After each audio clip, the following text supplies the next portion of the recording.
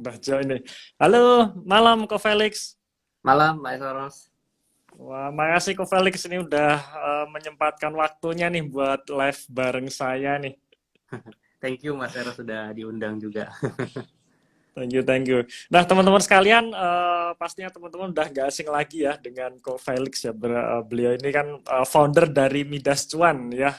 Pasti teman-teman juga banyak yang sudah follow IG beliau dan saya pun juga follow IG beliau dan saya juga banyak mendapatkan insight nih dari postingan-postingan di IG Midas Cuan ya, terutama insight-insight dari Warren Buffett, dari Pak Lo Keng Hong yang ini juga ternyata kita dapat istilahnya semacam filosofi investasi yang mereka gunakan gitu, yang beliau-beliau gunakan ya. Jadi nambah wawasan juga buat kita.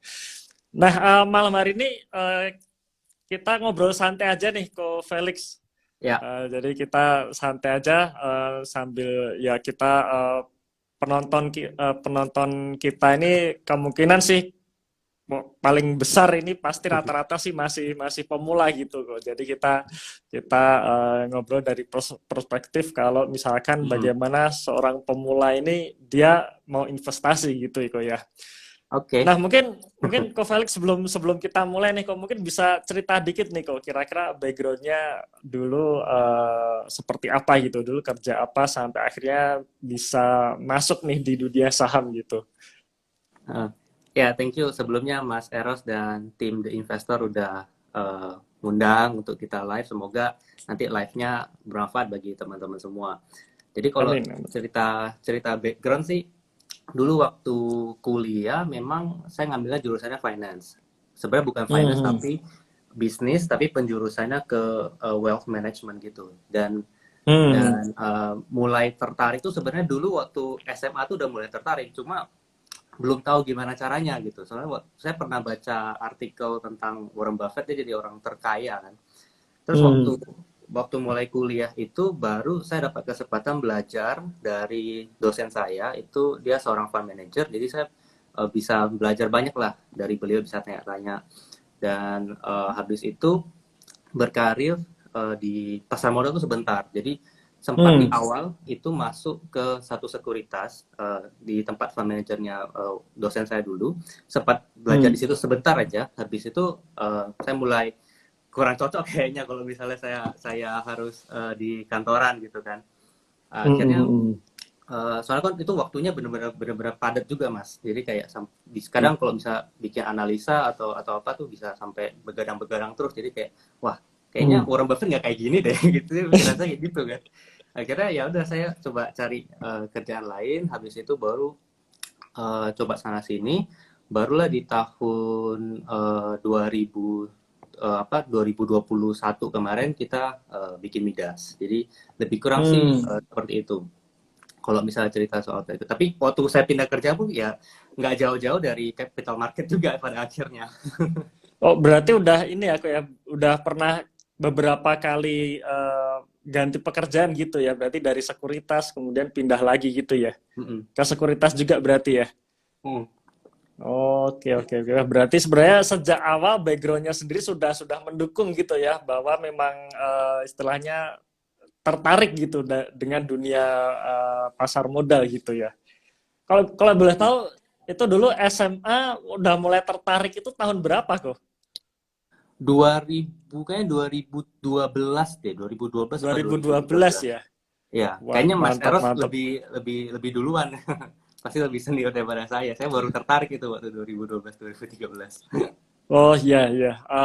Ya. Ya, 2011 itu saya udah kerja sih. Oh, berarti ini ya, apa Ko Felix ini berarti masih masih muda banget nih ceritanya nih, lebih muda dari saya lah ya kira-kira ya kok.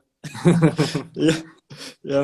Dan beruntung sebenarnya kok. Saya dulu ibaratnya kalau misalkan saya Mm-mm. kenal pasar modal sejak dulu bahkan kuliah gitu. Sebenarnya kuliah sudah mulai kenal, tapi memang memang belum tahu gitu caranya. Plus modalnya juga belum ada waktu itu karena waktu itu Mm-mm. buka pertama istilahnya buka RDN itu kan minimal 10 juta dulu ya. Itu belum belum punya, akhirnya baru bisa itu saat sudah mulai kerja gitu. Tapi ya bagaimanapun juga Mm-mm. yang nggak ada kata terlambat gitu kan ya. Yang Benar, penting benar, kita benar. bisa mulai, kita bisa disiplin dari sekarang gitu. Oke kok. Kok jadi malam hari ini kita coba ngobrolin perang nih kok ceritanya kok kan yang Widih, sedang sedang hype, sedang hype saat hot-hotnya. ini nih. Ya sedang hot-hotnya ini.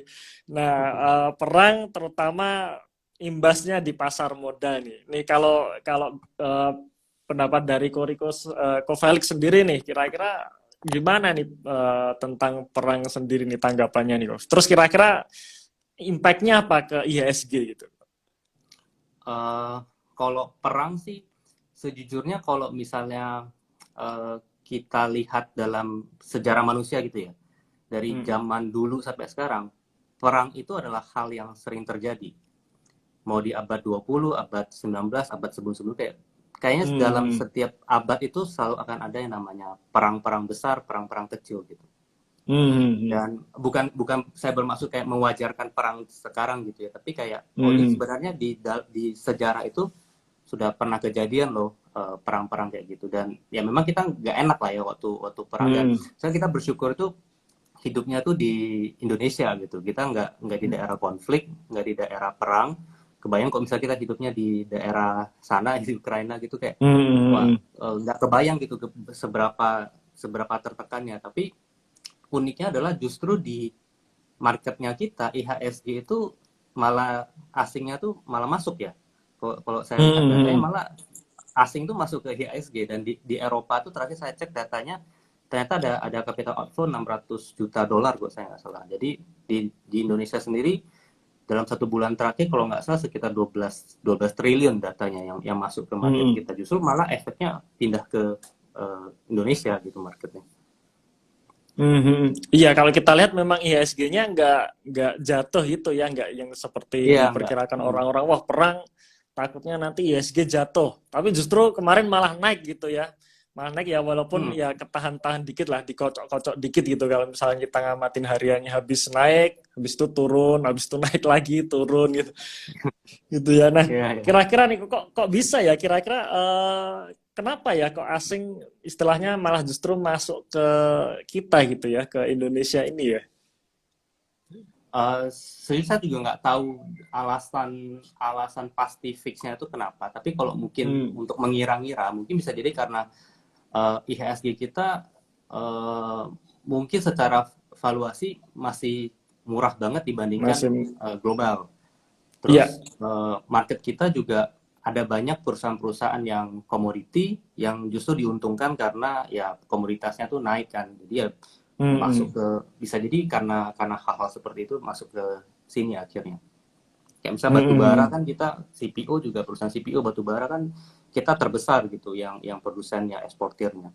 Jadi ya Hmm, mungkin hmm, hmm. bisa jadi alasannya itu. Tapi kalau misalnya fix alasannya saya nggak tahu. Dan kelihatannya kita juga nggak perlu tahu sampai kayak kenapa asingnya masuk, kenapa itu juga sebenarnya nggak apa-apa juga kan. Kalau misalnya Mas Iya, Heru dan kita investor, ya udah kita selama beli perusahaannya bagus, harga kita masuk itu bagus, udah kita simpen aja terus.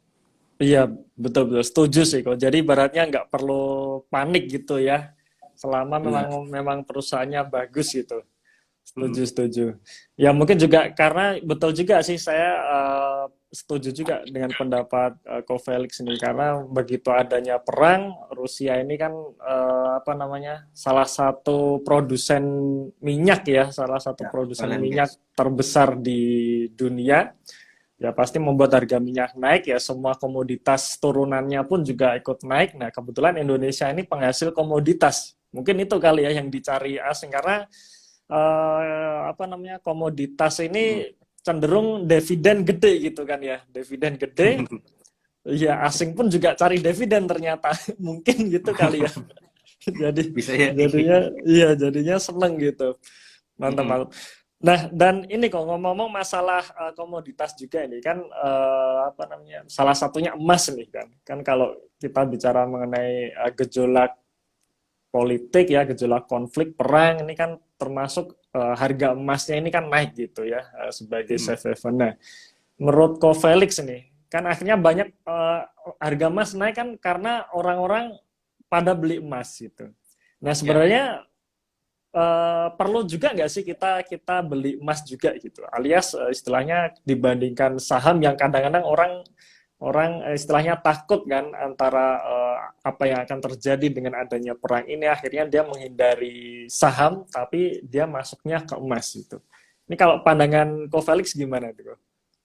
Eh, Kalau saya sendiri saya nggak beli emas sih, jadi saya nggak Hmm.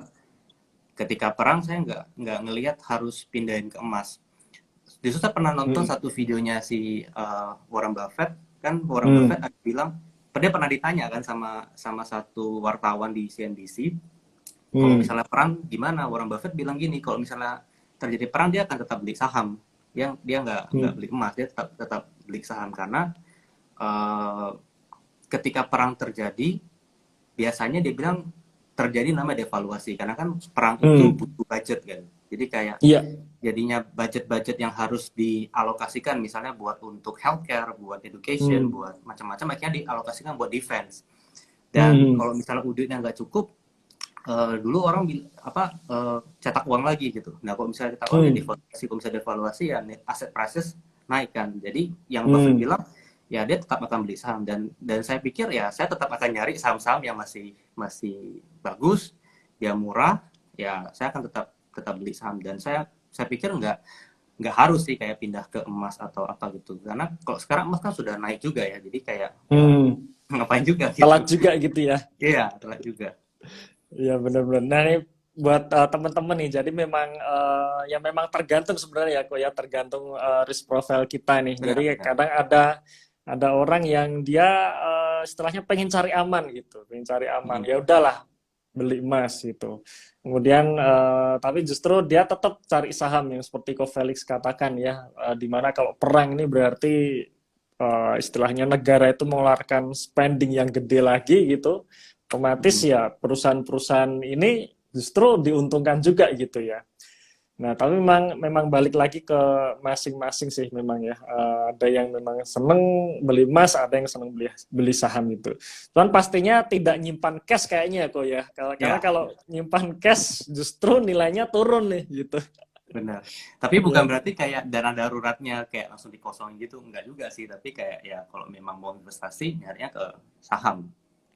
iya, iya, setuju kok, setuju. Jadi tetap dana darurat wajib harus ada Tetap itu. ada. Mm-mm. Jangan Mm-mm. sampai kita tiba-tiba punya kebutuhan mendadak, terus Mm-mm. sahamnya lagi crash gitu ya. Akhirnya kita harus jual saham sebelum waktunya jual. Nah itu yang Nah, sering itu kejadian buat teman-teman yang masih pemula yang pengen cepet istilahnya menternakkan uangnya langsung masuk ke saham. Nah, padahal cara ya. seperti itu salah. Dan saya nemuin masih banyak kok kayak Mm-mm. gitu ya, masih banyak, bahkan teman saya sendiri itu udah istilahnya ya sering ngobrol sama saya, ternyata tetap aja tuh Tetap mentalnya ada. pengennya ya mentalnya pengennya was gambling gitu ya. Wah, pengen cepet paling nggak setahun bisa dapat 50% gitu pengennya itu, padahal kita nggak tahu tuh dalam Ya, 1 tahun itu market akan seperti apa gitu ya. Nah oke benar-benar. oke, Gak ada yang bisa predik. benar benar. Nah oke. Menarik kok. Nah berarti kok kalau misalkan kita dan saya setuju sama Ko Felix, saya pun juga tidak nyimpan emas juga sekarang. Jadi memang saya masih masih beli saham terus ya setiap bulan, karena Mm-mm. saya sendiri juga menerapkan nabung saham nih. Pokoknya masukin dana ke RDN, beli saham apa yang saat itu murah gitu. Mm. Nah kira-kira nih kok kalau kondisi sekarang tentang perang ini kira-kira sektor yang menarik kira-kira apa nih kok? Yang pasti kan eh, komoditas energi menarik karena memang dia sudah tinggi gitu. Jadi kayak Hmm. kalau misalnya perusahaan-perusahaan batu bara kan itu dia ngitung ngitung harga jualnya kan dari average beberapa bulan ini kan kayak misalnya 3 bulan dia Hmm. hitung average-nya. Ya pasti kalau misalnya batu ini kan bulan Maret ya, berarti batu bara kuartal 1 2022 harusnya average selling price dari perusahaan-perusahaan batu bara juga akan bagus banget gitu. Jadi laba Hmm. perusahaan-perusahaan komoditi ya harusnya akan bagus. Cuma apakah untuk entry I don't know sih. Kalau misalnya batu baranya turun entar soal di harga sekarang kan sustainability dia bisa tetap di harga 400 gitu kan kita kita nggak tahu. Ya kalau Iya. kalau misalnya sektor yang menarik ya itu jelas menarik. Cuma karena biasanya saya nyari saham itu lebih banyak kayak bottom up ya, jadi dari ngeliatin screeningannya tuh ngeliatin apa matriks-matriks kayak ROE-nya bagus, ya leverage-nya rendah, kemudian baru valuasi. Jadi kalau di sektornya saya nggak bisa bilang sektor A, B, C yang paling bagus. Tapi kok misalnya karena saya kebanyakan bottom up gitu nyarinya company-nya udah bagus dulu, baru nanti masalah sektor belakangan. Saya sih seperti itu. Oke. Berarti nggak melulu harus komoditas kok ya sebenarnya kok. Karena Iya memang benar. memang masyarakat pada umumnya nih ya, terutama sih bagi kita-kita yang masih pemula ini ya, biasanya eh, lagi naik-naiknya gitu. Nah, ini Baru baru terketik. baru ini ya bener, baru diperhatiin nih. Wah, ini kok bagus banget ini. Terus pada tanya akhirnya kan, wah Mas Eros kalau masuk sekarang masih oke nggak nih? Wah, Nah, itu ini sering juga banget. nih. Masuk sekarang masih aman nggak? Masuk sekarang masih aman nggak itu? Wah, ini saya sendiri juga bingung juga nih jawabnya.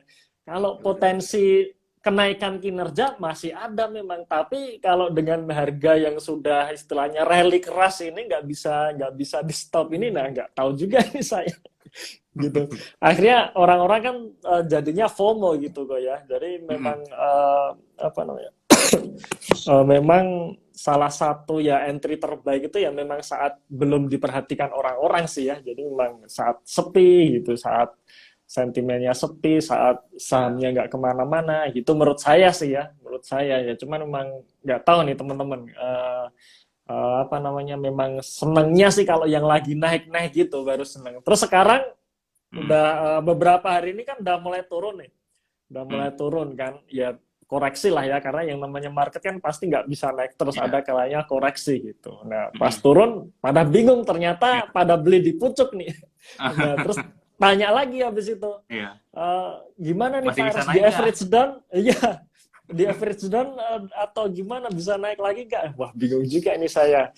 Nah jadi kalau ngikutin market memang nggak ada habisnya gitu ya, Benar. tapi memang balik lagi sih, kalau memang kita senengnya di apa namanya, mengikuti market seperti itu, naik turun kita beli, besok jual, atau kita beli pagi siangnya jual, ya mungkin oke-oke saja gitu ya.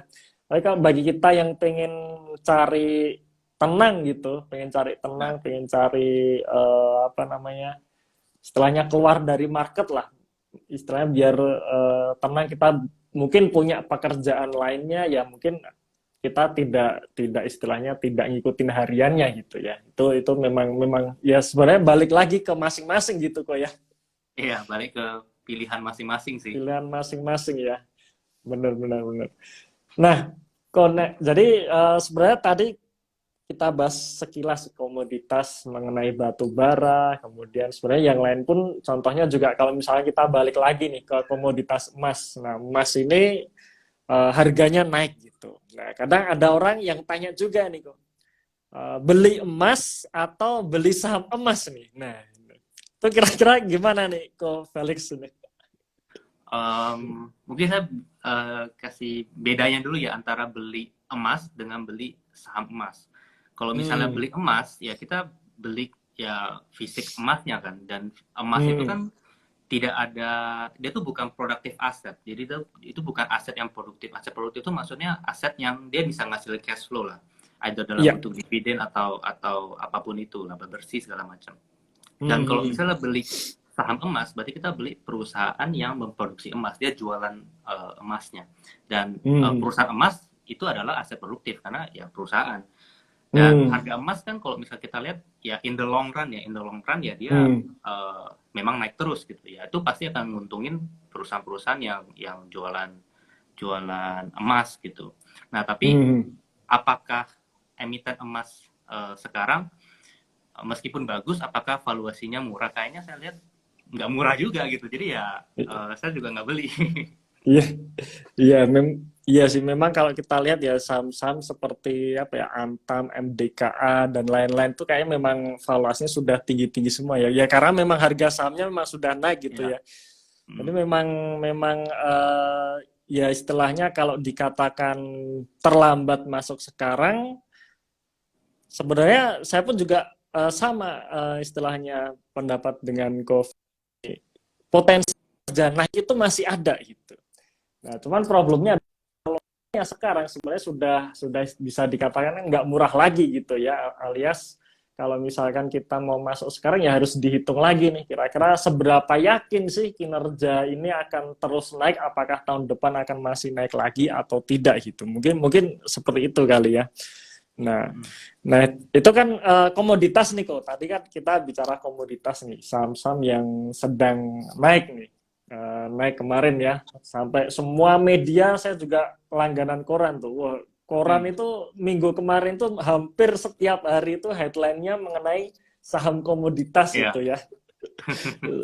Dan biasanya seperti itu, ketika ada hype langsung beritanya banyak gitu. Nah, sedangkan di sisi lain karena banyak orang yang memperhatikan sektor komoditas, nah ada sektor yang juga ternyata ditinggalin gitu, ditinggalin misalkan seperti seperti kalau kita lihat beberapa waktu ini saham-saham consumer good ini ya, saham-saham consumer good pada jatuh nih, terutama yang berkaitan dengan gandum nih, seperti gandum CPO gitu ya, yang bahan bakunya gandum CPO pada turun nih. Nah, menurut Ko Felix ini kira-kira memang apakah waktu yang tepat nih untuk masuk di saham-saham, contohnya saham consumer good seperti yang tadi saya ceritakan, atau masih nunggu dulu nih? Nah, kalau pendapat dari Ko Felix gimana tuh, Ko? Kalau consumer good kayak misalnya Indofood, ICBP ya memang Hmm. lagi turun ya. Dan juga Hmm. secara valuasi dia eh, termurah dalam sejarahnya dia gitu. Jadi kalau Hmm. menurut saya, kalau ngelihat dari situ sambil mempelajari tentang story-nya si ICBP, menurut saya ya eh, ada peluang. Justru waktu penurunan setajam ini, yaitu Hmm. menjadikan satu peluang untuk masuk. Kapan lagi bisa dapat ICBP di PI 11 kali gitu kan? Hmm. Ya, jadi ya biasanya kan udah 20 kali PI-nya kok kondisi normal Hmm. ya lagi turun 20 kali. Sekarang dikasih PI 11 kali. Ya I think uh, opportunity justru ada di situ gitu. Hmm. Selama Iya, selama time horizon-nya tuh panjang ya. Jadi bukan bukan hanya setahun gitu. Tapi memang di atas 3 tahun gitu. Nah, itu menurut saya ya peluangnya justru di situ. oke oke. Nah, ini juga tadi time horizon ini juga penting karena memang memang kadang sering saya cerita gini kok, misalkan nih Hmm. harganya turun ini kan, harga turun. Nah, berarti di situ ada peluang nih gitu. Ada peluang kapan lagi seperti Ko Felix tadi bilang, kapan lagi kita mendapatkan harga ICBP, harga yang lain pun juga ya. MUR kemarin kan banyak disorotin juga tuh karena ambles terus gitu. Nah, banyak yang akhirnya tanya ke saya, Mas Ros, ini berarti murah ini ya? Saya bilang, oh iya murah itu, beli itu. Nah, Hmm. tapi setelah misalkan nih sebulan atau 2 bulan harga sahamnya nggak naik-naik, nah biasanya langsung tanya lagi, Itu nanya Mas lagi Ros ya. katanya, iya, katanya bagus nih, katanya murah ini, tapi kok harga sahamnya nggak kemana-mana, apa malah justru makin turun lagi, masih bagus nggak nih? Nah, akhirnya jadi seperti itu nih kok. Nah ini Hmm. gimana nih kok Felix kira-kira pendapatnya? Mungkin bisa bisa dikasih juga kira-kira solusi bagaimana sih supaya kita tidak istilahnya tidak cepat-cepat untuk mengatakan bahwa oh saham ini jelek loh gitu. Karena sudah 2 bulan 3 bulan nggak naik-naik gitu. Mungkin bisa bisa sharing nih kok Felix ini mungkin dari pengalaman mungkin pernah pernah kejadian gitu mungkin gitu kok. eh, Kejadian gitu pernah. Jadi kayak kita pernah beli satu saham, labanya Hmm. udah naik 50%, tapi dia kayaknya setahun sideways gitu. Sideways. Hmm. Akhirnya baru setelah kan bulan lewat setahun baru akhirnya dia beggar. Dan sebenarnya untuk mungkin tipsnya adalah kita harus tahu yang kita beli gitu. Jadi kalau misalnya kita tahu yang kita beli, kita tahu ini perusahaannya bagus, kita tahu nih harganya masih murah, ya harganya belum kemana-mana, harusnya kita nggak terlalu ambil pusing. Karena kebanyakan orang itu Hmm. fokusnya tuh di harga, kayak setiap hari Iya, login ke apa aplikasi ya. aplikasi saham, nge-refresh porto gitu. Saya pernah bikin risk gitu kan, nge-refresh porto. Orang kebanyakan kayak gitu karena dia berharap Hmm. pengen segera naik, padahal kan sebenarnya perusahaan itu butuh waktu lah bagi dia untuk dia bisa growing dan sebagainya. Ya kalau misalnya kita nggak tahu yang kita beli, ya pasti kita akan galau gitu. Kita pasti akan apa ya, kayak nunggu-nunggu, akan kayak was-was gitu, kayak turun 5% kita pasti was-was, turun 10% kita pasti was-was gitu kan. Kalau misalnya kita nggak tahu. Tapi kalau misalnya kita tahu mau turun juga, ya ayo kita beli lagi.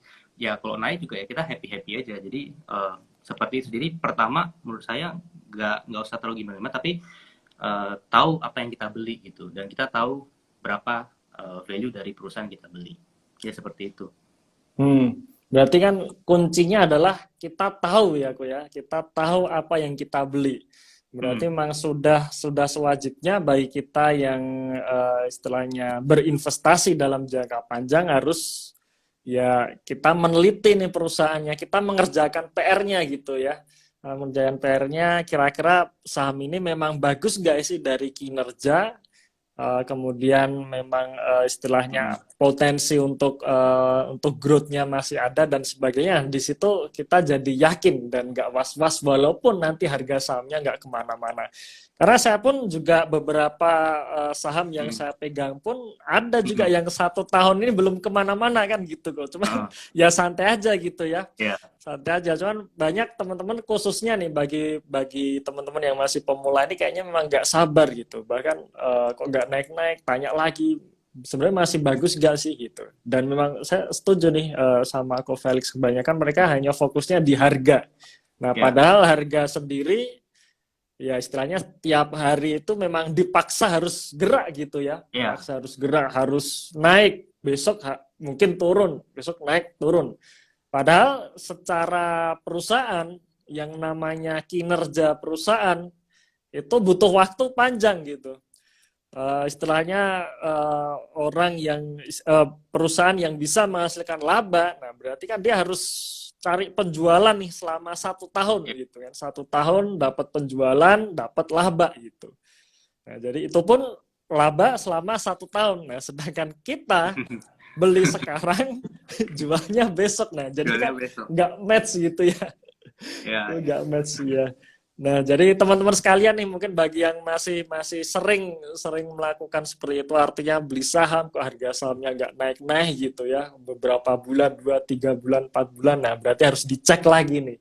Mindsetnya bener belum nih gitu. Mindsetnya masih istilahnya masih fokusnya ke harga atau ke perusahaan ya, ke fundamental perusahaan gitu. Berarti kalau harga artinya memang ya berarti kita trading gitu, kita seorang trader gitu. Nah, jadi memang harus sejak awal harus ngerti nih saya ini sedang trading atau sedang investing sih. Nah, mungkin gitu kali ya, Ko ya, kira-kira Ko ya. Mindset di awal memang harus bener dulu gitu. Nah, oke, menarik Ko. Jadi memang saya setuju. Jadi kalau tadi sedikit kesimpulan sedikit tentang obrolan kita tadi, kalau komoditas harganya memang sudah naik gitu. Potensi kenaikan kinerja sih memang masih ada gitu. Cuman sekarang sudah nggak murah lagi ya. Berarti harusnya paling nggak sih sejak tahun kemarin sudah koleksi gitu ya. Nah, sekarang sektor-sektor yang dijauhin ya, terutama sektor-sektor perganduman ini semua sedang turun gitu. Itu potensi. Cuman jangan sampai beli sekarang besok pengennya langsung naik. Nah, itu beda cerita itu. Setuju kok. Nah, sekarang kok mungkin di luar dari situ kok. Jadi kan kalau kita bicara mengenai makroekonomi ini, sedikit makroekonomi kan berarti kan kemarin setelahnya Amerika sudah inflasi gitu ya. Penyebabnya inflasi pun karena harga-harga komoditas naik gitu. Nah, sekarang problemnya dengan adanya perang, harga komoditas makin naik lagi. Nah, berarti kan bisa dikatakan nih potensi inflasi akan naik lagi nih gitu. Nah, kira-kira apa sih dampaknya kok kira-kira kalau misalkan ada inflasi setelahnya ke pasar modal gitu. Kira-kira mungkin bisa cerita nggak kok kira-kira istilahnya pengalaman zaman dulu kemarin saat Amerika tiba-tiba menaikkan suku bunga, terus market gimana gitu kok? Amerika naikin suku bunga kan sebenarnya bukan dalam akhir-akhir ini aja. Dulu juga pernah kan 2013 waktu tapering itu juga US juga naikin suku bunga. Ya memang market kita ada koreksi, cuma in the long run ketika kinerja perusahaan di bursa itu bagus bertumbuh ya harganya juga ngikut. Jadi efeknya tuh menurut saya begini. Kalau misalnya inflasi kan berarti kenaikan harga barang ya. Dan perusahaan-perusahaan diuntungkan adalah perusahaan-perusahaan yang dia bisa menaikkan, dia punya harga jual. Jadi produk yang dia jual, dia bisa naikin nih. Karena mungkin satu, dia terima misalnya bahan baku gitu. Bahan bakunya naik, let's say 7%. Tapi karena bahan bakunya naik 7%, dia bisa pass on ke konsumennya. Jadi kayak bahan baku naik 7%, dia bisa naikin harganya let's say 10% atau mungkin 15% malah. Nah, perusahaan-perusahaan kayak gitu dia akan diuntungkan dengan ada inflasi. Jadi kayak ketika terjadi inflasi dia bisa naikin dia punya harga jual, akhirnya dia punya laba juga pada akhirnya at least bisa kejaga lah marginnya seperti itu. Dan sebenarnya salah satu company di Indonesia yang bisa naikin harga jual salah satunya ya ICBP sebenarnya. ICBP Sido Muncul dia bisa naikin harga jual. Sido Muncul aja kalau misalnya kita teman-teman mungkin ke minimarket liatin harga satu kotak tolak angin aja udah naik 20.000 sekarang. Dulu saya ingat saya beli 18.000 kayaknya tahun lalu gitu, sekarang udah 20.000 aja gitu. Jadi ya ada kenaikan harga yang akhirnya bisa dipass on ke customer dan customernya tetap masih merasa ya masih worth it aja untuk dibeli. Ya itulah yang akan diuntungkan sebenarnya. Ya, setuju kok. Termasuk juga ICBP nih kok. Saya pengalaman nih, saya beli 1 dus, loh kok naik 9.000 gitu. Wah, ini udah naik nih. Gitu. Saya tanya penjualnya, ya fine aja gitu kalau. Iya bener. Saya tanya ke penjualnya, ini tapi yang beli tetap banyak gitu. Ya tetap banyak mas. Semua orang butuh ini Indomie. Wah ini menarik juga nih gitu. Dan saya sepakat bahwa berarti ICBP tetap bisa untung nih walaupun bahan bakunya pada naik gitu. Tinggal nanti ditunggu saja gitu ya. Kira-kira nanti kalau misalkan kondisi sudah mereda ya, perang sudah mereda, harga komoditas sudah mereda, tinggal istilahnya nikmatin aja nih si perusahaan-perusahaan yang ini tadi yang sudah bisa istilahnya mempas on kan harga jualnya ke konsumen gitu ya. Menarik, saya juga sepakat kok Felix. Nah mungkin juga yang perlu di istilahnya di garis bawahi mungkin juga teman-teman yang banyak yang tanya nih kira-kira kalau inflasi bisa juga misalkan Amerika menaikkan suku bunga gitu ya. Berarti kan ini ada imbasnya juga nih ya di dalam laporan keuangan yang mungkin dia dia mungkin punya kewajiban dalam dolar gitu ya. Mungkin bisa cerita ke Felix kira-kira apa sih yang harus kita perhatikan juga gitu kalau kita istilahnya ngelihat bahwa nanti suku bunga akan naik gitu ke Felix. Ya kalau suku bunga US naik ya pasti seperti yang tadi Mas Eros bilang, kalau misalnya ada perusahaan-perusahaan yang hutangnya dalam bentuk US dollar, ya kalau misalnya suku bunga naik kan kurs dolarnya juga ikutan naik, sehingga kewajibannya dia ya secara persentase bunganya juga naik, dia punya kurs juga kena gitu. Mungkin yang diperhatikan ya teman-teman cek apakah perusahaannya teman-teman punya hutang obligasi misalnya dalam bentuk US dollar.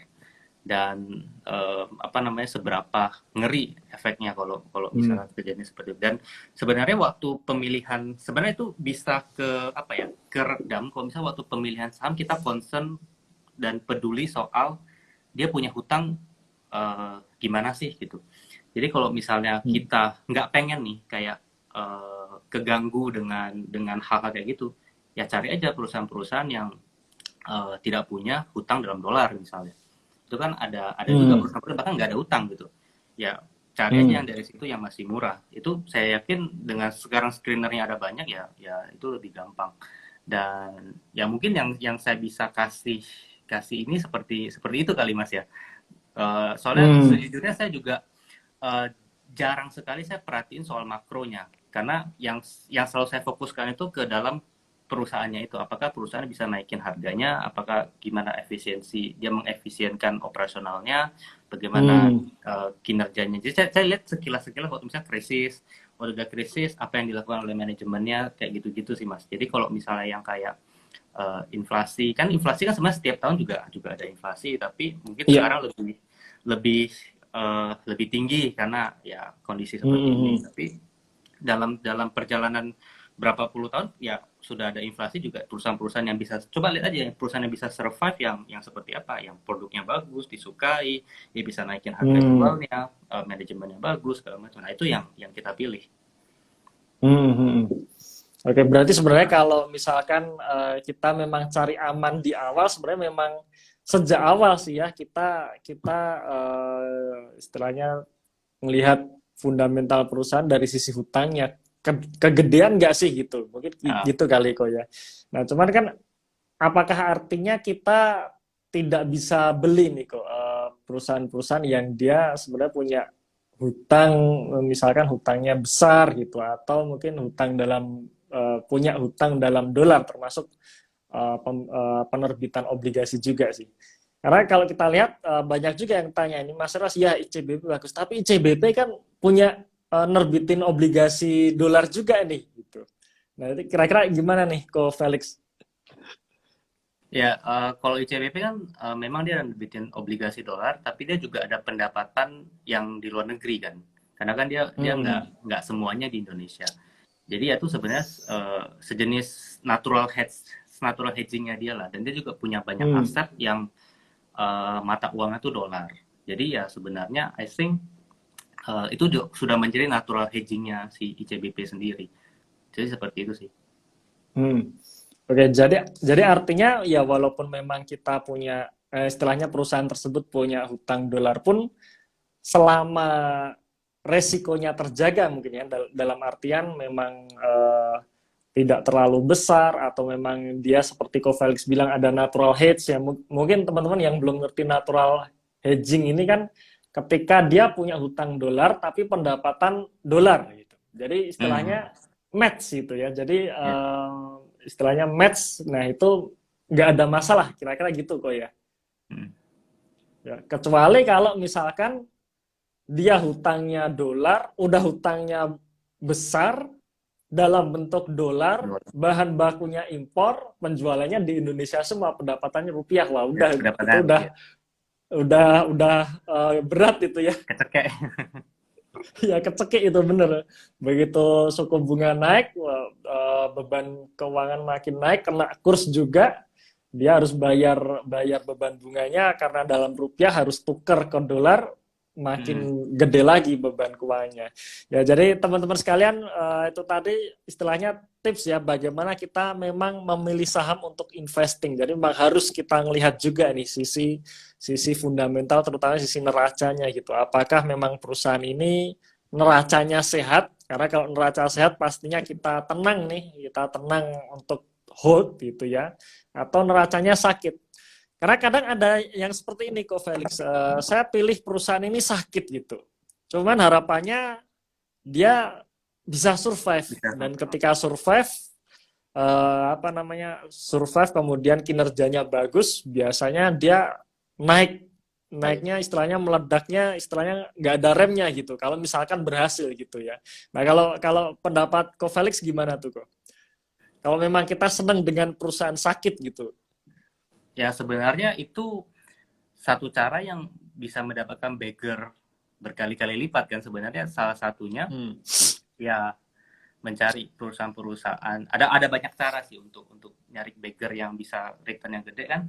Salah satunya ya nyari perusahaan yang sebenarnya sedang lagi depres banget, lagi apa ya, lagi ngadapi problem yang cukup berat gitu, sakit gitu ya, seperti yang Mas Eros bilang lagi sakit terus Hmm. mulai mulai sembuh nih.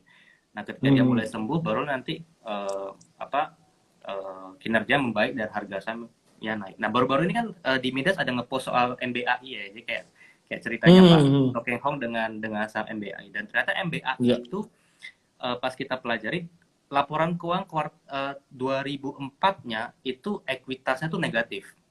Jadi dia Hmm. punya ekuitasnya negatif. Berarti porsi hutangnya tuh itu berarti kan saldo Gede labanya banget ya.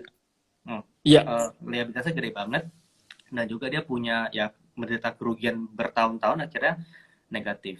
Terus 2003 akhir itu flu burung ya, kalau kalau saya pelajari dari kisahnya Pak Lokeong, oh ternyata 2003 akhir flu burung, 2004 LK-nya jadi negatif, dan akhirnya waktu 2005 ternyata kinerjanya turn around. Ketika Pak Lokeong beli di 250, 6 tahun kemudian setelah tahun 2005 malah dia naik 12 kali lipat ya, 120-an kali lipat.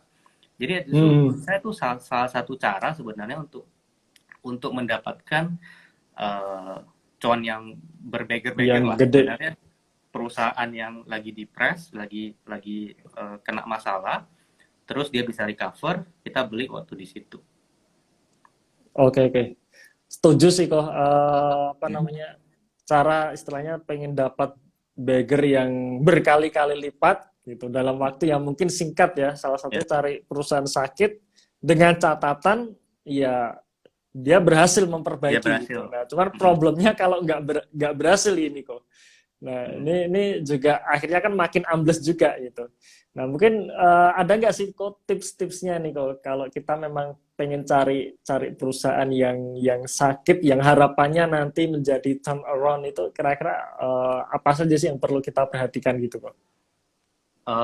Jadi saya balik jadi kayak Peter Lynch ya yang pernah bilang ya. Peter Lynch pernah bilang kayak kita itu jangan betting on turnaround sebelum turnaround terjadi. Jadi waktu dia sakit, udah biarin aja dulu. Jangan. Ini saya juga sambil masih belajar sih untuk yang kayak gini-gini ya. Jadi kayak waktu dia masih sakit, udah jangan disentuh dulu. Waktu dia sudah mulai recovery, baru kita masuk. Dan kok misal pas kita balik lagi ke yang transaksi Pak Loh Keng Hong di MBAI, pas saya pelajari, Pak Loh Keng Hong tuh masuknya di tahun 2005 ya, kalau saya nggak salah 2005. 2004 ekuitasnya masih negatif. 2005 baru membaik kinerjanya kan, di situ baru Pak Loh Keng Hong masuk ketika kinerjanya sudah terbukti membaik. Jadi kita tuh nggak betting untuk dia nggak bertaruh. Waktu dia di press kita bertaruh dia bakal balik, tapi kita bertaruhnya waktu memang sudah ada kelihatan ada perbaikan dari kinerjanya, ya baru kita masuk di situ. Oke. Setuju kok. Nah, buat teman-teman sekalian, mungkin juga harus dipahami juga ya bahwa kita membeli saham yang sedang sakit ini kan juga artinya resikonya tinggi sebenarnya. Dan memang ketika dia berhasil menjadi turnaround company, ya memang dia akan naik berkali-kali lipat. Nah, dan ya memang ada resiko, ada potensi cuan yang gede. Nah, memang balik lagi sebenarnya tergantung dari risk profile kita masing-masing ya, kok ya. Kalau misalkan kita memang yakin gitu, kita memang sudah analisa semuanya gitu, kita memang sudah mantep bahwa manajemennya bagus dan ini prospeknya bagus, kemudian besok akan istilahnya sembuh gitu dari sakitnya, nah kita bisa masuk. Cuman bagi yang nggak ngerti nih istilahnya bakalan akan recover atau tidak, nah mungkin sebaiknya sih ya cari yang sudah recover sejak lama gitu ya, walaupun memang nanti potensi cuannya kan nggak segede dari kalau misalnya kita beli saat sakit gitu. Nah ini pentingnya juga kita kenal juga dengan risk profile masing-masing itu, karena saya sendiri juga ini kok karena pengalaman ya, saya coba cari perusahaan sakit kan kemarin tahun 2020 itu banyak perusahaan yang kena dampak gitu kan, akhirnya hancur gitu. Habis itu saya coba masuk nih cari yang sakit, harapannya setelah pandemi selesai bisnisnya jalan lagi, kenceng lagi gitu. Nah ternyata sampai sekarang nggak ini juga gitu.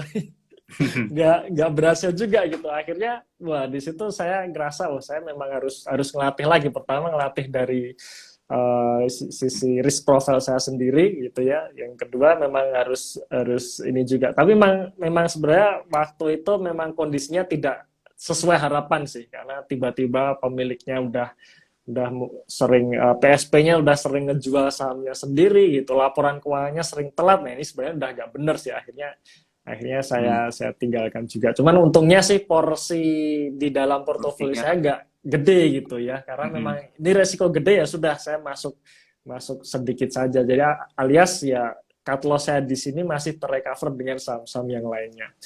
Dan akhirnya saya pun juga lebih senang kalau yang seperti Ko Felix bilang, kalau dia sudah kelihatan dulu recovernya gitu. Walaupun nanti kalau misalkan sudah kelihatan recover, harga sahamnya memang kadang sudah naik duluan sih. Gitu. Kadang sudah naik duluan. Jadi memang nggak dapet di bottomnya banget gitu. Cuman ya tetap itu lebih aman buat saya dan saya lebih nyaman di situ. Karena kan ujung-ujungnya dalam jangka panjang pun juga hasil yield investasinya kan tetap bagus, selalu bisa istilahnya bisa beat the market gitu ya, bisa mengalahkan market gitu. Ya, jadi sekali lagi teman-teman sekalian yang menonton live kami ini ya, jadi sekali lagi risk profile masing-masing harus ngerti dan juga istilahnya mempelajari perusahaan itu juga penting ternyata ya. Jadi jangan asal wah ini bagus, ini murah gitu, cuman kita nggak ngerti asal masuk aja gitu. Ini sering dibahas gitu misalnya. Iya, ini sering dibahas. Iya, sering dibahas, banyak orang akhirnya ikut masuk ya. Padahal kita sendiri nggak mengerjakan PR-nya. Nah itu yang repot nih. Nah, oke kok, mungkin yang terakhir nih kok, biar nggak lama-lama nanti penontonnya bosen kali ini, nggak kerasa udah mau jam 9 aja nih kok. Nah, kok ini juga terpenting nih kok, tips kapan harus jual saham.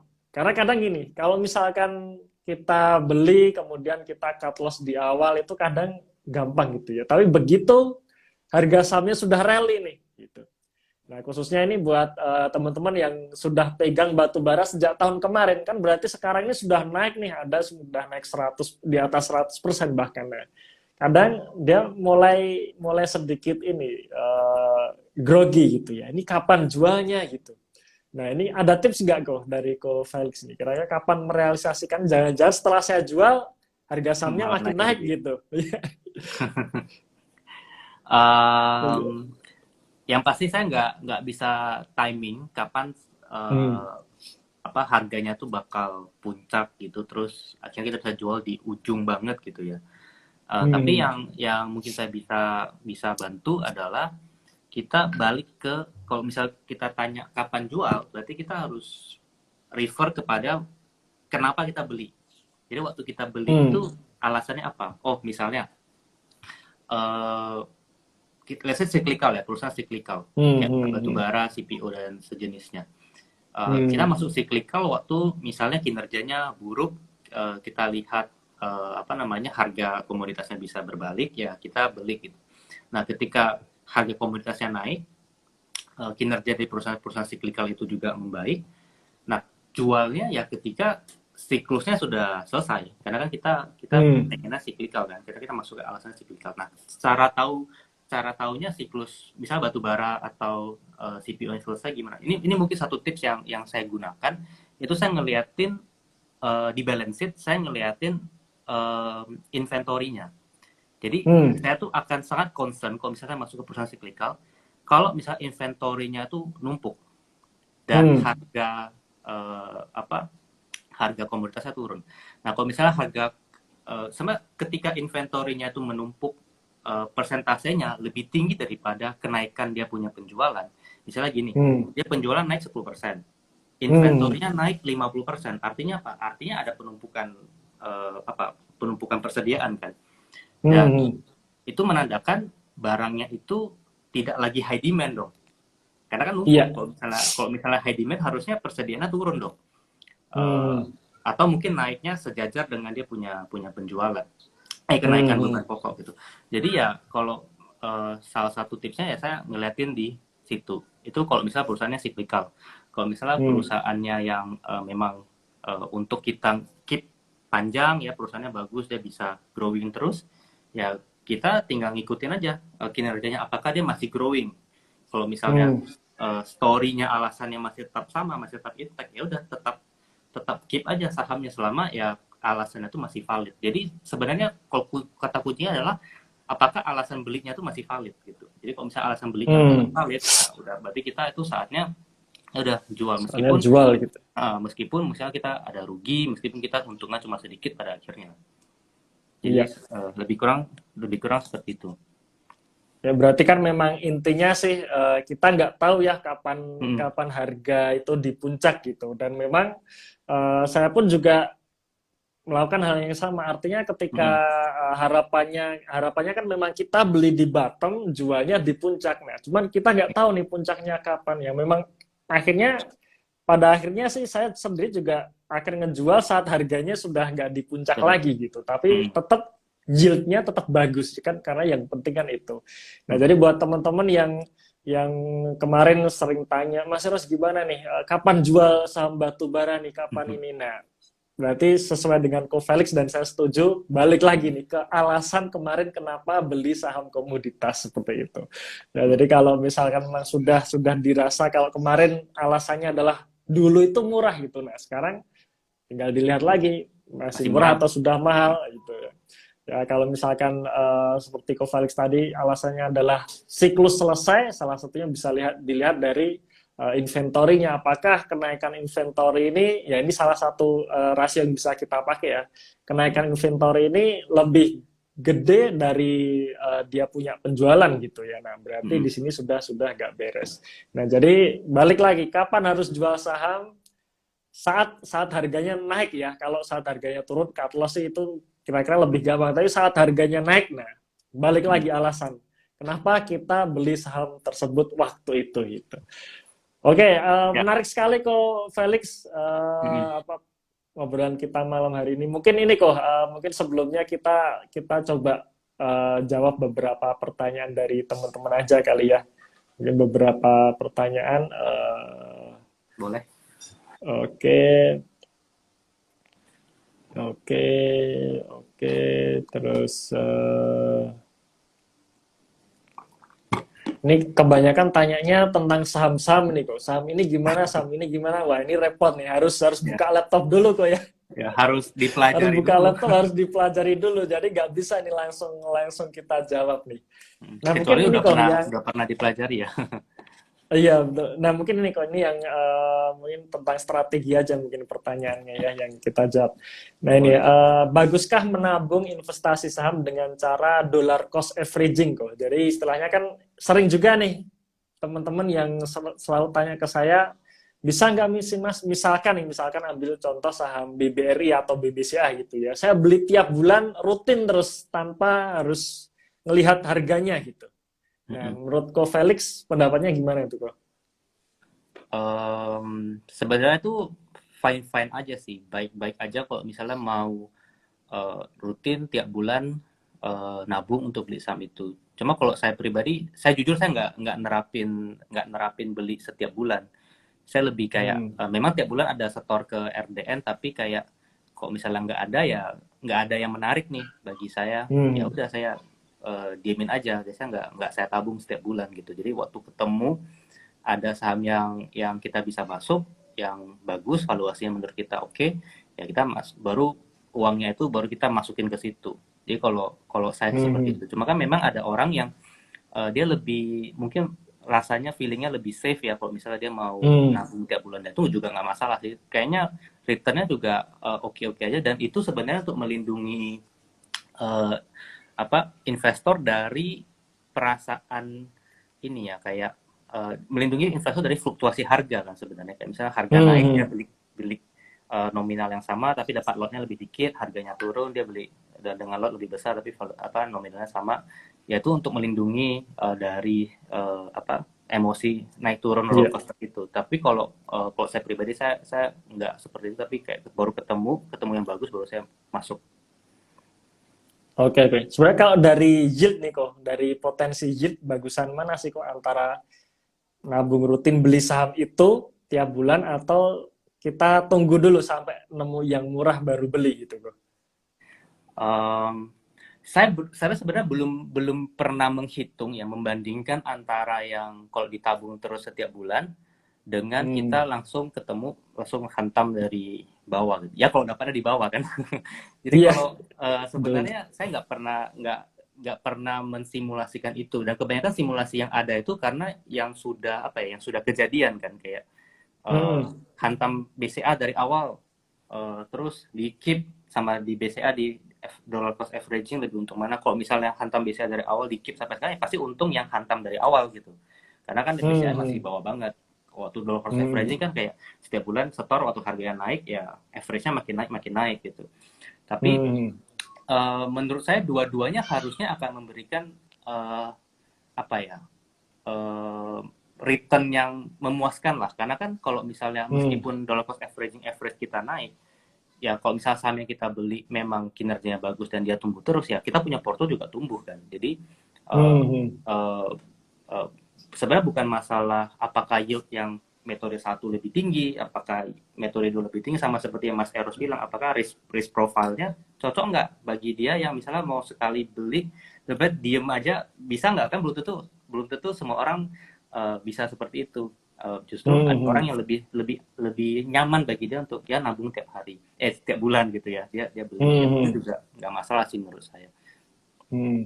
Oke. Berarti memang sebenarnya balik lagi ya ke diri kita masing-masing ya, risk profile kita nyamannya yang mana, beli setiap bulan pun nggak masalah ya, selama memang perusahaan tersebut kinerjanya tetap terus bagus gitu, tetap terus growth gitu.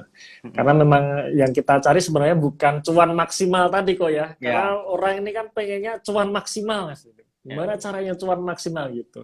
Ya cuan maksimal itu nggak ada batasnya gitu ya, nggak ada batasnya gitu. Namanya yang penting adalah bagaimana kinerja portofolio kita selalu tumbuh konsisten. Gitu. Oke kok, makasih sekali kok obrolan kita malam hari ini kok, banyak insight yang kita dapatkan dari Ko Felix ini, dan semoga teman-teman yang menonton live kami berdua ini mendapatkan manfaat juga ya. Jangan lupa juga follow Instagram Midas Cuan ya, pastinya teman-teman juga sudah banyak yang follow Midas Cuan ya, gitu. Dan juga. Siap. Oke, jadi jangan lupa follow IG kami berdua ini ya.